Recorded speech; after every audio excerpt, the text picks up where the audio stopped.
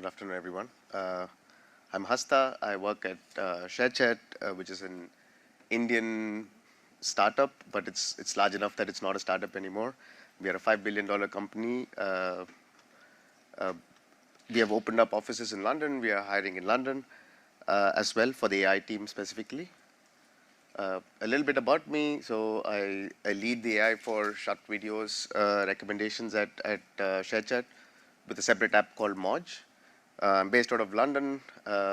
Previously, I was at Facebook AI, OnePlus X, Yahoo, etc.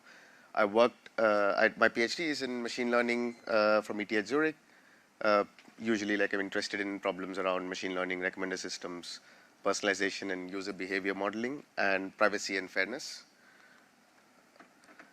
So just quickly running through the agenda, I'll talk about the core recommendation problem that we face and the challenges that we have, the typical Rexus pipeline, walking through why we need to sort of optimize each part of this pipeline to your particular need, and then I'll talk about the marketplace and the stakeholders involved in this.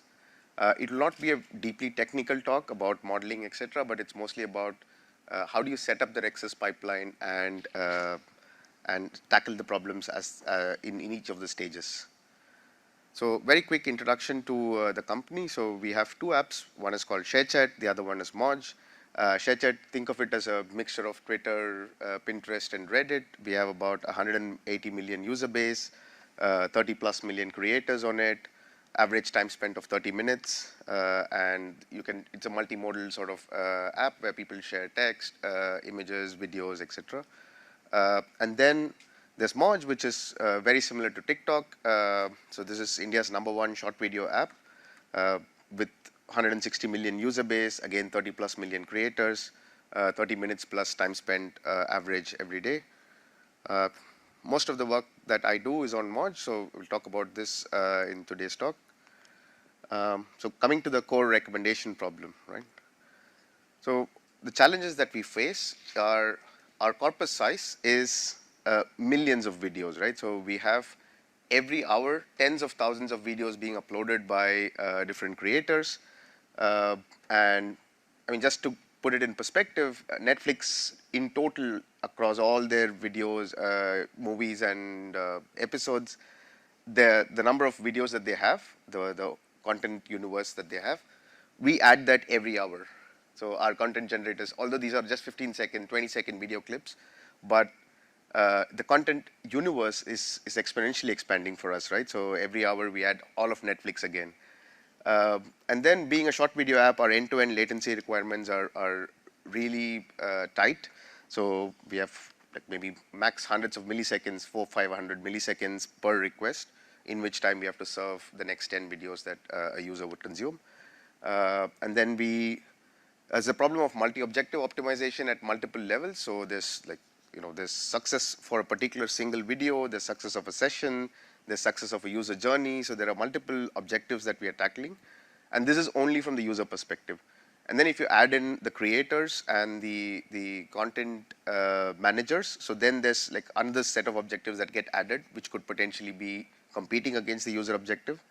And then there's the platform objective of making money, learning more about the new content and genres, etc. So that's the third stakeholder, which will have their own set of objectives. So, and coming back to the user satisfaction metrics, there are multiple metrics that you could care about, right? So you could care about just engagement on a single video, or just session level metrics, like what is the total number of engagements, what's the time spent, etc. Or you could care about like next day retention of the user, how often do the users come back the next day.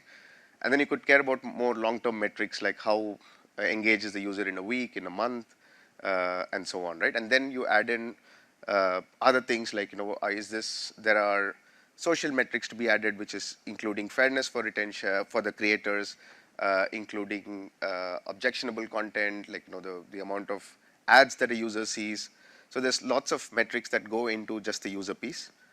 Our recommendation is typically done like either 1 at a time or 10 at a time in these kind of systems. It's not just Moj, but for most recommender systems, the output is probably like 5 or 10 pieces of content that are recommended in one go. But actually, we want to measure the effectiveness over a session or much longer period of time. So connecting this longer term success metric to a single post success metric, that is a big challenge in recommender systems. And like I said, the next day metrics might not capture long-term metrics. You could have users logging in every day, and then suddenly, like, there's fatigue sets in, and people take a longer break, and that's when, like, they slowly go away. The habit formation is gone. So you want to make sure that you're optimizing for the right long-term metrics and connecting it tightly to the short-term metrics that you care about. Our particular problem is also, India is like a very diverse country. It's a subcontinent in itself. There are tens of languages that are present. We operate in 15 different languages, so it's not just one language, and people can interact with content and the entire app, not just the content, but the entire app, the language changes based on the user's preferences. So we operate in 15 languages. So I'll go back to like the typical Rex's pipeline, right? So typically what happens, this is from a paper from about YouTube recommendations. So there's a video corpus, and then there's like millions of posts there, and then candidate generation operates on these millions of posts, and then few hundreds are sent to the next stage of fine sort and rough sort stages. The rough sort and the fine sort stages. And then there are more and more complex features being added as we go down this multi-stage pipeline. And then we have probably like tens of recommendations that finally get through to the user. So this is a typical multi-stage recommendation engine. We'll get into the details of this. Right. So if you talk about the video corpus itself, so like I said, right. So we have 10,000 posts being created or 50,000 posts being created every hour. How do we make sure that the main corpus is the one where you know everything about these posts, they are vetted, and sometimes manual intervention is required, manual moderation is required. So the main corpus is the set of posts that you're very sure about, that you want to maintain as the core corpus. Of course, like you have other newer posts being tested out consistent, like always, but the main corpus is the one that stays sort of relatively stable and changes maybe like every few hours or every few days. So what are the kind of heuristics that you can use to move new posts from the testing corpus to the main corpus, right? So of course, historical popularity, like you can look at how popular a post has been historically. Is it still maintaining its performance over time? And all of these posts go into this main corpus. Recent trends, we want to be able to make sure that when a new trend emerges on the internet, this is sort of captured. Maybe the behavior of users on this new trendy posts are different from what we're used to. So like for example, somebody watching I don't know, like an ice bucket challenge video would probably share this much more than, let's say, if they were watching a dance video from a different creator. So you'll have to capture these minute trends in real time and understand what is trending, and be able to put that into the main corpus. And then you'll have genre-specific metrics. So you would have like certain genres are more shareable, certain genres are more likable. Certain genres like magic, for example, would have lots of rewatches. People would keep watching this multiple times. So each genre has its own set of engagements, its own set of metrics that we care about, and you want to make sure that your corpus is diverse enough. So you need to have genre-specific metrics. And one of the biggest challenges that we face is do we want to operate as a single language silo, like have 15 languages and build 15 different pipelines for each of the languages?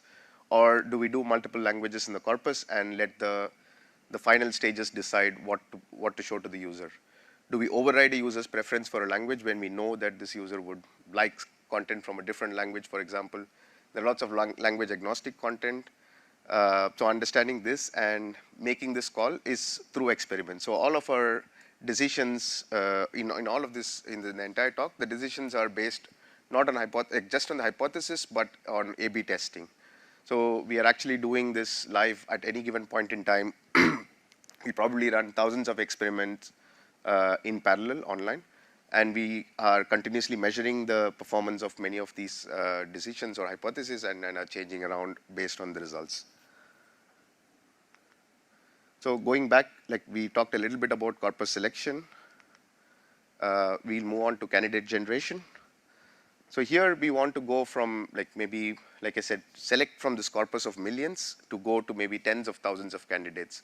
One of the reasons why we want to do this multi-stage, just going back to this, is because you cannot rank for every given request. You cannot rank all of the videos or all of the posts in your corpus because that's like just too latency heavy. So you're splitting up the pipeline as a very quick filtering mechanism, which takes up what should be the most relevant post for this user, going from millions to thousands in a few hundred milliseconds. And then the thousands or the hundreds you rank with more powerful ranking models.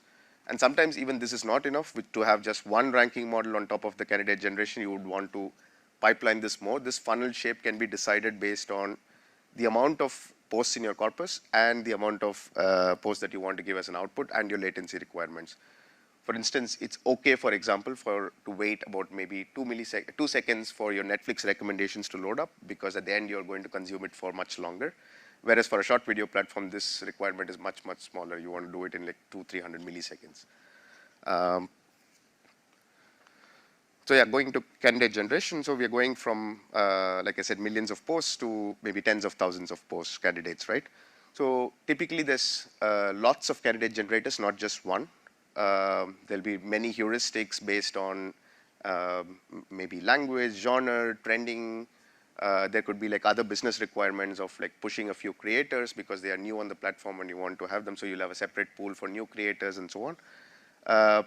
But the bulk of the work of candidate generation is done by embedding-based models, right? So you would have different models by which you can generate user embeddings and post embeddings. At any given point in time, a user comes on with a request, you have the user embedding, and this embedding-based models would give you or allows you to sort of find the nearest posts in this embedding space. And this one, like you can do brute force search, but once your corpus size starts becoming really large, brute force search becomes almost impossible or prohibitively expensive. So we'll have to develop our own approximate nearest neighbor solutions. There are lots of open source alternatives available, but depending on your use case, some of them you will have to modify what's available to your use case. There are multiple trade-off parameters, including how accurate you want, what recall you want, and at what speed this can operate in. But also the most important consideration is that sometimes there's like, especially if you use a real-time machine learning system, which we use for even the embeddings, updating these indices from which you're searched from, that becomes really hard with the open source solution. So you'll have to carefully tune this and control the period of updates or the frequency of updates to the index in order to make it work. So these embeddings, both the user side and the post side, are changing in real time.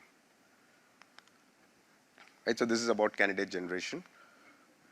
And then we come to the bulk of like the machine learning piece, which happens in recommender systems. This is in the ranking models. So most of the modeling work happens here. This is where like most people are excited to work on, but as you will see later, this is probably like 10% of the requirement to have a production grade machine learning recommender systems working. So most of the times there's only a single ranker on top of the candidate generator, but you would sometimes want to have like a light ranker and a heavy ranker as well. So in our case, we do use like a couple of more stages apart from the candidate generation alone. This is because even with this, even with a single ranker, we are unable to like score each post to the best extent possible with a heavy ranker because of the latency requirements. So here we again chain it as a light ranker and a heavy ranker.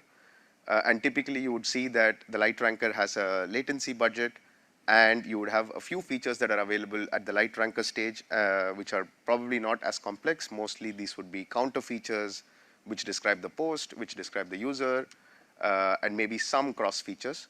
Cross features, I mean like, how many times has this user interacted with the topic of this post. So you'll have to look at all the posts which contain this topic and how many times has the user interacted.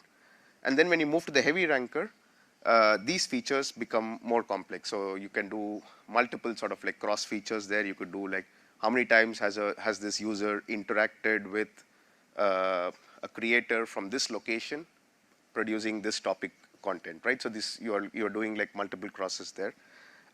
And these complex features are also like quite latency heavy to compute, and hence you want to minimize the use of this, but at the same time they give you a huge boost to your performance. So there's a fine trade-off that's there to be had. In terms of what models to use, there's a model zoo out there. Like you can put any three terms in machine learning together, and you'll find a specific model for recommendation system which talks about that. So typically, like you'll have like something like factorization machines. You'll have deep neural nets. You'll have transformers. All of these, like transformers, are the rage right now, even in recommender systems, like in every other field. And you basically, there's like marginal improvements to be had, but very, very important when the business is large. 1% or 0.5% improvement can translate to a big win for the business. So how these models are set up is that, like, when you're ranking, you're trying to predict the probability of some event happening, right? So you would have multiple interactions, like I said. So each post, people could watch it fully, people could watch it multiple times, people could like it, share it, etc. So typically what is done in recommender systems is that you will have multiple models, each one trained for a particular action type. What's the probability that a user would watch this video fully? So you would start from your logs, you will learn this thing of here are all the interactions, here are the positives, which means the user has watched this post fully, and here are the negatives, and the model would learn to predict the probability of a full watch given a user and a post. And similarly, you'll do this for all the engagement types. Sorry, just give me one. Sorry. This is usually the most expensive piece in the entire computation. You'll also have to balance out like the cost of serving a user per request to sort of how much revenue are you making through the interactions, either through advertisements or through virtual gifting or through commerce. That these are the monetization levers that is there. And then you sort of balance your cost of serving a request with the amount of money that you would make on average from a request. So ranking, there are multiple options to do this, right? So the example that I mentioned was that you have one ranker model per action type. So you have all these input features and embeddings. You can use whatever model, but at least like I wanted to put 2 layers to signify that this is a deep learning summit. But you can use whatever model you want in this. And finally, you're predicting the probability of this action happening when you show this post, right? So you can do this for multiple actions. Or you could do something like share the bottom layers and then predict, have multi-headed ranker, which can predict multiple actions from the same shared layers. Or you can go something else and say that like I will do a rank score. This becomes like turning the problem around from a classification problem to a regression problem, where you say that you assign weights to these, or you learn weights to these different actions, and then figure out like what should be the combined score of showing this post to this user. And this is learned based on when you increase the weight on some of these engagements, what happens to the final metrics that you really care about. Right, so and you can do this as a regression problem as well. So going back to this, like we talked about ranker models, and these are like sort of the most exciting piece that machine learning modelers want to work on. But to be honest, like a ranker model does not perform without features. And feature engineering for real-time systems such as these, that's probably the most difficult part of building any recommender system. Usually heavily underestimated and underfunded area. People start with like offline features, and they build all the fancy rankers, and then realize that these features can never be available online with the latency requirement that you have. And then they go back to scrambling to try to either build these features or move to simpler models. And building these feature pipelines is especially like when you're having these millisecond latencies. There's a lot of problems of either the features are delayed, so you are running with old features, and this is really bad for new users or newer pieces of content, or you're peeking into the future. By the time you've served the request and sent out a post, you've sent out the same post to maybe 5,000 other users as well in that same second. And the feedback from this, people watch these posts, the positive or the negative feedback comes back 15 seconds later. And if you join this later, you're peeking into the future. At inference time, you don't have access to this feature, but it's logged as a positive. So at training time, the model starts speaking into the future, and you'll suddenly see like 15% improvement in your metrics. That's when you should be worried that there's something weird happening here. And getting this right is extremely hard, very hairy problem. So it says here models cannot function with correct features. What I meant was cannot function correctly without these correct features. But correct, the definition changes based on like what's the tolerance in your model and how important certain features are. For some features, maybe it's okay to be delayed by an hour. For certain other features, you want millisecond accuracy. And then the other thing is the what I was talking about, the logging part, right? So the typical recommendation is that you train your models offline with the same features that you serve with, right? Which means that your logging needs to be absolutely right, and like there are some very strong latency requirements on the logging part as well, in order to allow or in order to avoid feature leakage problems. So overall, like getting to a state-of-the-art recommender systems model is, I would say, 90% engineering and only like 10% modeling. And people who underestimate or like sort of estimate this differently end up with either a model which is perfectly fine but cannot be used for any serving, or maybe like too much engineering and the modeling itself is not there. So again, going back to the challenges and to see like how we have come at least some of these challenges and like what the recommender system pipelines, how it helps us solve it, right? So the corpus size, we are going through this multi-stage setup. We are filtering very quickly and making sure that the final ranker still only has to deal with hundreds of candidates, not the millions that you started out with. The end-to-end latency requirements, again, the multi-stage setup helps us solve this problem, right? Multi-objective optimization, I didn't speak about it in great detail, but essentially like here, you'll have to come up with proxies for measuring what's the success of a single post through all of these actions that are available to you, all the action probabilities that are available to you. And then the most important problem comes in this, right? Like the user satisfaction metric. The next day retention, engagements, time spent, all of these are valid metrics, but it's still not tied to the business objective that you want, which is long-term user retention and value. So again, you need to come up with a proxy metric of, so you would have multiple levels of experiments. So one experiment which is just measuring session level performance of certain models, and then another slightly like longer term experiment which runs for a few weeks, which measures how well is the user coming back the next day. And then you'll have another experiment which is really long term holdout, which is going on for months at a time before you can read anything from this, which would measure how often are the people who are present in the month -3 are present in this month. So these is like more like 90-day metrics or 180-day metrics. Those start mattering much more, which is what you really care about. And then like when you're recommending posts, you're basically, all of these models are built to predict the performance on a single post. But what we really want is the whole session at a time. So you're looking at essentially ordering these posts right and also sequencing them through the session. And here there are particular challenges for short video platforms. So if you take an e-commerce recommendation engine, most of the time getting the top 5 right is very, very important, because most people buy out of the top 5 and high precision is required on the ranker stage. Whereas if you look at, and similarly like YouTube or Netflix, like, if you get the first 1 or 2 recommendations right, the user is going to spend half an hour watching that video, maybe an hour watching the video, and you've crossed your average requirements of like how much time a user has to spend. But if you look at the short video platform, let's say you have absolutely right top 10 or top 5 recommendations, right? So the user has watched all 5 videos, it's 15 seconds each, 75 seconds, or what do you do after that, right? So you just spent 1 minute, but the user usually spends 30 minutes on the platform. So you still need to have the remaining 29 minutes worth of content. So how do you sequence this? Do you put all the top videos at the front, or do you actually sequence this in such a way that there are gems that are coming in every 3rd or 4th minute that really surprises and excites the user? So understanding this it becomes a big challenge.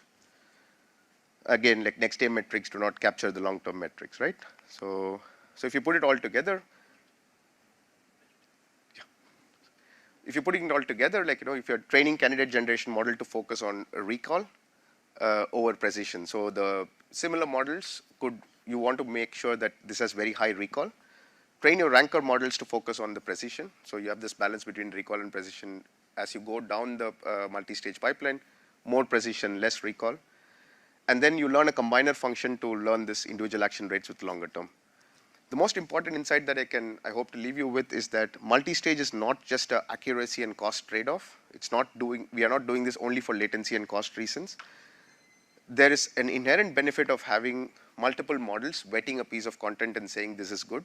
So if you had enough infinite computational power and you say that like I'm going to rank everything with the heaviest ranker possible, still using a multi-stage will perform slightly better than that, because your recommendations are getting weighted by multiple models. So there's some inherent boosting going on that is coming from the multi-stage setup. So I'll quickly run through the marketplace and stakeholders, but I'm also out of time. So it's about like saying, is this the only stakeholder? Is caring about the user enough, right? So there are multiple stakeholders here with the case study of Uber Eats, right? So there's the eaters, the restaurant partners, the delivery partners. Yes, eater conversion rate is very, very important, but diversity of recommendations is also important. There's exposure of restaurants, the money made by the delivery partner, delivery times. All of these are like different objectives, and sometimes there are different stakeholders involved. So you want to make sure that you can maximize these as well in parallel, and many times there's a trade-off. When you go high on one of these stakeholders, the other stakeholder suffers. So the same thing that we have with consumers and creators on our apps as well. I hope I don't need to like show or sort of like talk too much about the need for balancing. It's very clear that this is an ecosystem where we need both the creators and the consumers. And we also have, as a platform, have our own requirements. So we need to balance this, otherwise one side of the story will become really weak and the entire platform dies down. So typical recommendation strategy has always been user-centric, but in marketplaces, you want to replace a single user-centric objective with like multiple objectives which are like user, supplier, and platform. I'll stop here and open for questions.